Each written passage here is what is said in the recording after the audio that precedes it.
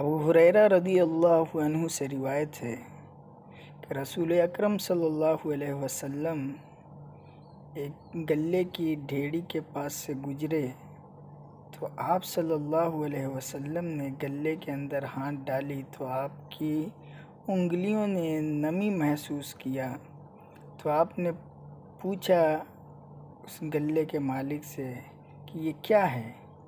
تو اس نے کہا کہ اللہ کے رسول بارش ہوئی جس کی وجہ سے گلہ بھیگ گیا۔ تو آپ صلی اللہ علیہ وسلم نے فرمایا کہ تو نے گیلے ہوئے کو اوپر کیوں نہیں رکھا تاکہ لوگوں کو معلوم ہو جائے کہ یہ گیلا ہے پھر وہ خریدیں۔ فرمایا نبی اکرم صلی اللہ علیہ وسلم نے من غش فلیس منا کہ جو دھوکہ دے وہ ہم مسلمانوں میں سے نہیں۔